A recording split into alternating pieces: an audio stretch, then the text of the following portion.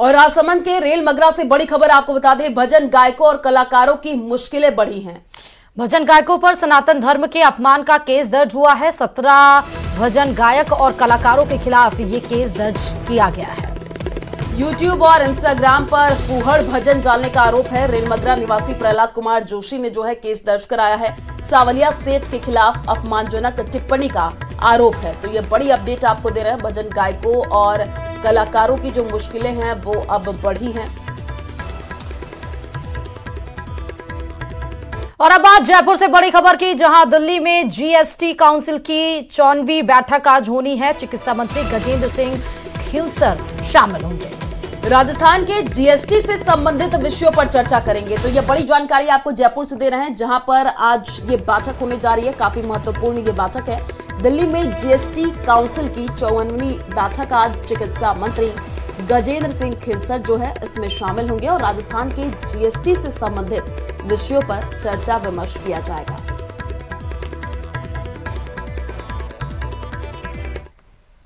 भीलवाड़ा से बड़ी खबर आपको बता दें, बीजेपी प्रदेशाध्यक्ष मदन राठौड़ का बड़ा बयान सामने आया है। राजस्थान में 6 से 7 नए जिले खत्म करेंगे, मदन राठौड़ की तरफ से यह कहा गया है।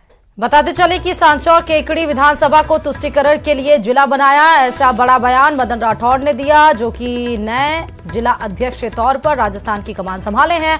उन्होंने साफ तौर पर यह भी कहा कि कांग्रेस ने जनप्रतिनिधियों को खुश करने के बनाए थे जिले और हम इनको अब हटाएंगे।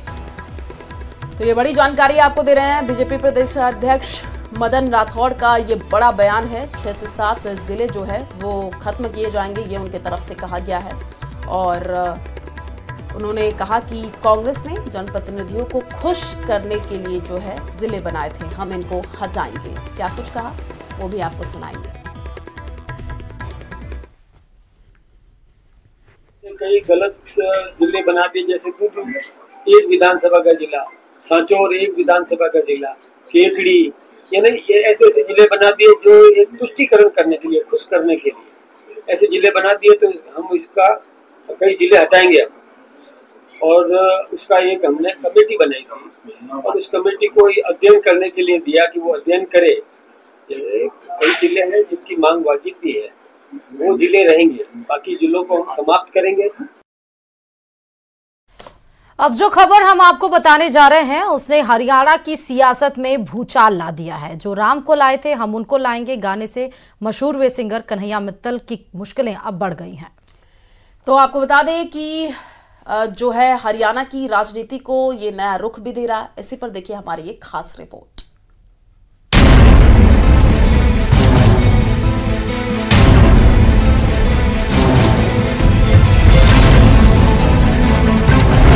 हरियाणा में चुनाव, सियासी भूचाल।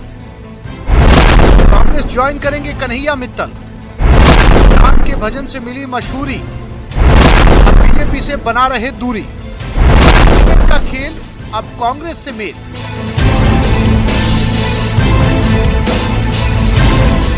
जो राम को लाए थे हम उनको लाएंगे गाने से फेमस हुए सिंगर कन्हैया मित्तल के एक ऐलान ने हरियाणा की सियासत में भूचाल लाकर रख दिया है। चारों तरफ अब सिर्फ इसी बात की चर्चा हो रही है कि दौसा के मेहंदीपुर बालाजी में कन्हैया मित्तल ने ऐलान किया कि वो शीघ्र ही कांग्रेस ज्वाइन करेंगे। हालांकि उन्होंने ज्वाइन करने की तारीख का खुलासा नहीं किया। मन में है, जल्द से जल्द करेंगे और जब करेंगे सबको पता लगेगा। एक बात तो सामने है कि बीजेपी द्वारा आपका जो पंचकुला से टिकट कटने के बाद में आप इस तरह का कदम उठा रहे हैं। नहीं, ऐसा कुछ नहीं है, ना मैंने पंचकुला की बात करी थी, ना कोई टिकट कटने की बात है। मेरा मन है, जैसे हर नागरिक का एक विचार होता है कि मैंने कहीं जुड़ना है जाके, तो मेरा मन है वहां जुड़ने का। भगवान श्री कृष्ण के भजन गाने वाले और सनातन की बात करने वाले सिंगर कन्हैया मित्तल का कहना है कि वो कांग्रेस में रहकर भी सनातन को बढ़ावा देने का काम करेंगे। सनातन किसी एक पार्टी का नहीं हो सकता। देखिए, मैंने जो गीत गाया था वो मैं खुद सनातनी हूँ, तो इसलिए मैंने उसको प्रमोट किया है। कांग्रेस में जाके मैं सनातन को प्रमोट करना थोड़ी ना बंद कर दूंगा। और दूसरी बात कि जो हमारे को सुनने वाले हैं या चाहने वाले हैं, उनसे ही हम लोग बनते हैं कलाकार, और उसी भावना को समझते हुए कि सनातन सिर्फ एक पार्टी से नहीं चलता। जिस भी जगह आप सनातन की सेवा करना चाहें आप कर सकते हो, कोई उसमें आपत्ति नहीं है। और बात रही गाने की, तो गाना मैंने भाजपा के लिए नहीं गाया, वो सनातनियों के लिए, संत के लिए और भगवे के लिए गाया। वहीं कन्हैया मित्तल को लेकर ये भी चर्चाएं हैं कि बीजेपी की तरफ से पंचकुला से टिकट नहीं मिलने से उन्हें नाराजगी है। इसी वजह से उन्होंने कांग्रेस का दामन थामा है। हालांकि उन्होंने इन बातों को सिरे से खारिज कर दिया और कहा कि टिकट को लेकर अभी किसी से कोई बात नहीं की। ऐसा कुछ मैं आपको बता नहीं सकता और जब भी होगा जल्द से जल्द आपको पता लगेगा। बीजेपी के कुछ नेताओं से संपर्क साधने की कोशिश कर रहे होंगे कुछ नेता भी आपसे? सब हमारे मित्र हैं, भाई हैं, सबसे बात हो रही है, चलती रहती है चर्चा, अमूमन चलती रहती है बात। किसी के साथ कोई ये तो है नहीं कि हम मन मुटाव लेके फिर हम कांग्रेस को ज्वाइन कर रहे हैं। हम तो सिर्फ अपने मन की इच्छा है उसको ज्वाइन करने की, ज्वाइन करके काम करेंगे।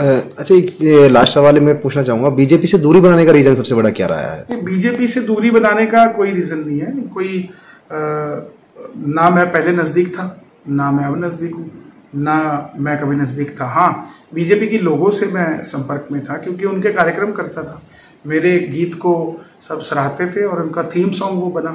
मैंने तो कभी उनके लिए स्पेशल गाना कभी नहीं बनाया, मेरी मन की। वहीं चुनाव लड़ने को लेकर भी स्थिति स्पष्ट की और हरियाणा में आगामी विधानसभा में टिकट के निर्णय पर भी बयान दिया। कांग्रेस में शामिल होने के बाद में कहां से चुनाव लड़ने की इच्छा है आपकी? कोई ऐसी मन की इच्छा नहीं है कि यहाँ से लड़ना है कि वहां से लड़ना है। अभी ज्वाइन करते हैं, फिर देखते हैं क्या होता है। Okay sir. बहरहाल हरियाणा के प्रसिद्ध गायक कन्हैया मित्तल के कांग्रेस ज्वाइन के बयान के बाद राजनीति का रुख बदल गया है। बता दें कि पिछले चुनाव में भाजपा ने कन्हैया मित्तल के गाने जो राम को लाए हैं हम उनको लाएंगे को थीम सॉन्ग बनाया था, लेकिन अब वही कांग्रेस का दामन थामने वाले हैं। दौसा से आशीष कुमार की रिपोर्ट, न्यूज़ 18 राजस्थान।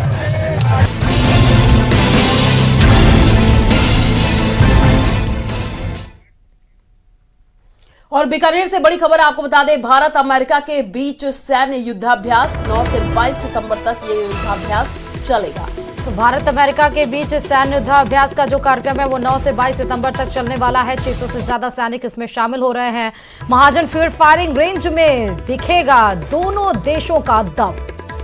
तो AK-203 हथियार का जो है इस्तेमाल भारत करेगा और आतंकवाद के खिलाफ सैन्य ऑपरेशन होगा। तो ये बड़ी जानकारी आपको दे रहा है बीकानेर से, जहां पर आतंकवाद के खिलाफ जो है सैन्य ऑपरेशन होगा। भारत अमेरिका के बीच सैन्य युद्धाभ्यास जो है 9 से 22 सितंबर तक चलने वाला है। चलिए अब बात सवाई माधोपुर में राम कथा के दौरान कथावाचक मुरलीधर महाजन ने किस तरह कैबिनेट मंत्री किरोड़ी लाल मीणा की तारीफ की है, उसके बारे में बताते हैं। तो देखिए रिपोर्ट।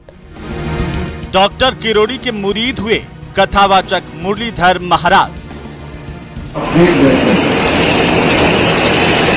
आप जैसा जुझारू, कर्मठ और बेबाक राजनेता हमने नहीं देखा है। ये अपनी सरकार के विरुद्ध बोल रहे हैं। मुरलीधर महाराज ने बांधे डॉक्टर किरोड़ी की तारीफों के पुल। इसलिए आपका मैं पुनः इस कारण आपकी व्यक्तित्व के कारण पुनः आपकी सेवा नहीं। डॉक्टर किरोड़ी लाल मीणा की कार्यशैली और उनके विचारों का हर कोई मुरीद है।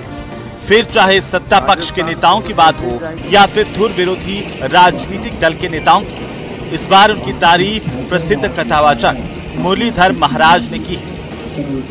यहाँ के विधायक किरोड़ी जी है ना, वो तो कहाँ आ पाएंगे, धरनों से उनको फुर्सत नहीं है, पर गजब के नेता है महाराज। वाह, ऐसे नेता चाहिए देश को महाराज, ध्यान रखिएगा। राजस्थान को तो ऐसे चाहिए किरोड़ी लाल जी जैसे, जो उनकी बात न माने, ठोकर मारे। कथावाचक ने डॉक्टर किरोड़ी के लिए कहा कि आप समाज के लिए लड़ो और इसी तरह आगे बढ़ते रहो। उन्होंने डॉक्टर किरोड़ी लाल मीणा को आशीर्वाद देते हुए कहा कि मैं आपकी बड़ाई नहीं कर रहा हूँ, आप वाकई एक सच्चे समाज सेवी और सच्चे नेता हैं।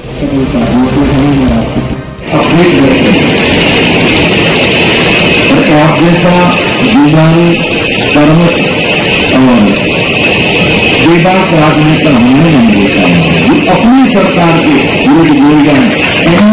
लोग को मंत्री बनने के लिए क्या क्या नहीं कर देते, आप चार पत्र दे देते ना, यही आपका मैं पूर्ण हिस्सा है, आपकी व्यक्तित्व के कारण समझ आपकी सेवा में। दरअसल ये बात कथावाचक महाराज मुरलीधर ने उस वक्त कही जब अपने सवाई माधोपुर के दौरे के दौरान डॉक्टर किरोड़ी शनिवार को सवाई माधोपुर के बजरिया में आयोजित हो रही महाराज मुरलीधर की राम कथा के कार्यक्रम में पहुंचे और कथावाचक का डॉक्टर किरोड़ी ने आशीर्वाद दिया। इस दौरान डॉक्टर किरोड़ी लाल मीणा जमकर थिरके और अपने हाथों में करताल लेकर बजाते नजर आए। कार्यक्रम में डॉक्टर किरोड़ी लाल ने राम कथा में मौजूद जन समूह को संबोधित किया। उन्होंने कहा कि आज के समय में राजनेता बदल गए हैं, वैसे जनता भी बदल गई है। और अभी आते ही महाराज ने कहा था कि मंत्री नहीं रहोगे तो ज्यादा बल रहेगा। अब मंत्री बनने तो मैं शिखंडी बन गया, जो करने की शक्ति थी वो भी गायब हो गई। और हठीले हमनीर जिसने अपने वचन निभाने के लिए प्राण न्यौछावर कर दिया, दुश्मन के सामने सिर नहीं झुकाया। मैं भी आपको वचन दे चुका, उस जो विधानसभा के चुनाव में दिया था, मैं किसी के सामने सिर झुकाने वाला नहीं हूं। केवल सिर झुकाऊंगा तो आपके सामने, जनता जनार्दन के सामने झुकाऊंगा और आपका कल्याणकारी काम करूंगा। सत्ता के गलियारों में चर्चाओं में रहने वाले डॉक्टर किरोड़ी मंत्री पद से इस्तीफा देने के बाद से ही धार्मिक कार्यक्रमों में भी सक्रिय है, लेकिन विपक्ष लगातार उनके इस्तीफे के बाद से ही मंत्री के तौर पर कामकाज को लेकर सवाल उठा रहा है। देखना होगा कि धर्म की राह पर चल रहे किरोड़ी राजनीति में बतौर मंत्री लोगों को कितनी राहत दे पाएंगे। न्यूज़ 18 राजस्थान के लिए सवाई माधोपुर से गिरिराज शर्मा की रिपोर्ट। कोई भी पार्टी हो, उसका नाश करके आप। और चलिए अब बात सीकर से बड़ी खबर की कर लेते हैं, जहां आज शाम 5 बजे तक बंद रहेंगे खाटू श्याम जी के मंदिर के पट। तो विशेष पूजा और श्रृंगार के लिए जो है ये मंदिर बंद रहेगा। शाम 5 बजे बाद ही जो श्रद्धालु है वो दर्शन कर सकेंगे। श्याम मंदिर कमेटी ने ये आदेश जारी किया था।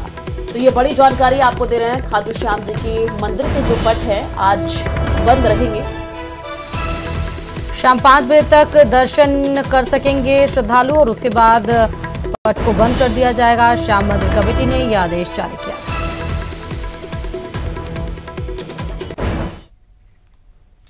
और जैसलमेर से जय बाबा रामदेव सेवा समिति हजूरी समाज के बैनर तले रामदेवरा पैदल यात्रा संघ बाबा रामदेव की पूजा अर्चना और आरती के बाद रामदेवरा के लिए रवाना हुआ। संघ 4 दिन में यात्रा पूरी कर रामदेवरा पहुंचेगा, जहां बाबा की समाधि पर घोड़े और ध्वजा चढ़ाई जाएगी और समाधि के दर्शन करेंगे। 150 पैदल यात्री, 50 सेवादार बाबा रामदेव के दर्शनार्थ पैदल यात्रा कर रहे हैं। तो तस्वीरें भी हम आपको टीवी स्क्रीन पर दिखा रहे हैं। देखिए इसी तरीके से पैदल यात्रा जो है निकाली जा रही है। बाबा रामदेव के दर्शन करने के लिए यात्री निकले हुए हैं। पूजा अर्चना और आरती के बाद ये यात्रा निकली है। 150 यात्री है और कार्यकर्ता मिला करके 200 यात्री है। 200 यात्रियों का संघ अभी रवाना हुआ है आज, जो आज यहाँ से रवाना हुआ है। बासनपीर में रात्रि स्टे करेगा, फिर कल दोपहर में चांदन में स्टे करेगा और शाम को छुट्टा को रात्रि स्टे करेगा। फिर परसों होगा हमारे गंगाराम डाणी में दोपहर में स्टे होगा और रात्रि में चाचा फिर पैदल यात्रा कच्चे रास्ते से रामदेवरा के लिए दर्शन के लिए जाएगी। ये संघ बहुत पुराना है। सन 2000 में संघ की शुरुआत की थी, जिसमें हमारे पुराने मित्र जो जितेंद्र सिसोदिया है, सुनील सिंह भाटी है, प्रदीप जी आज हम संसार में नहीं है, वो हमारे संघ के बहुत बड़े कार्यकर्ता थे। उन लोगों ने संघ स्टार्ट किया था। मुझे उस समय इन्होंने उस संघ में जोड़ा था। जब से उन्होंने मुझे जोड़ा है मैंने संघ का पूरा सहयोग दिया है और आज तक हम सन 2000 से 2024 तक लगातार। और उदयपुर से बड़ी खबर सामने आ रही है। आयन नदी में बच्ची के डूबने का ये मामला है। आज फिर से जो है रेस्क्यू ऑपरेशन शुरू किया जाएगा। बताते चले कि कल 5 घंटे तक बच्ची की तलाश में रेस्क्यू ऑपरेशन चलाया गया था। हालांकि कोई भी सफलता नहीं लग पाई थी। मछली पकड़ने गई थी ये 7 साल की बच्ची जो पानी में डूब गई थी। आज फिर से उसके लिए रेस्क्यू ऑपरेशन चलाया जाएगा। तो ये बड़ी जानकारी आपको उदयपुर से दे रहे हैं, जहां पर आयन नदी में बच्ची के डूबने का ये पूरा मामला है। कल 5 घंटे तक बच्चे की तलाश में जो है रेस्क्यू ऑपरेशन चलाया गया। हालांकि कोई सफलता हाथ नहीं मिल पाई थी। एक बार फिर से जो है आज रेस्क्यू ऑपरेशन जो है वो शुरू किया जाएगा। तो आप देखिए, तस्वीर भी देख पा रहे हैं, एक छोटा बच्चा आपको नजर आ रहा है जो कि बताते हुए दिख रहा है। मछली पकड़ने के लिए गई थी ये बच्ची, तभी ये हादसा हो गया। और इन्हीं तमाम खबरों के साथ सुप्रभात राजस्थान में फिलहाल अभी के लिए इतना ही। और बाकी खबरों के लिए आप देखते रहिए न्यूज़ 18 राजस्थान। आगे आपको दिखाएंगे 30 मिनट में 50 जिले। नमस्कार।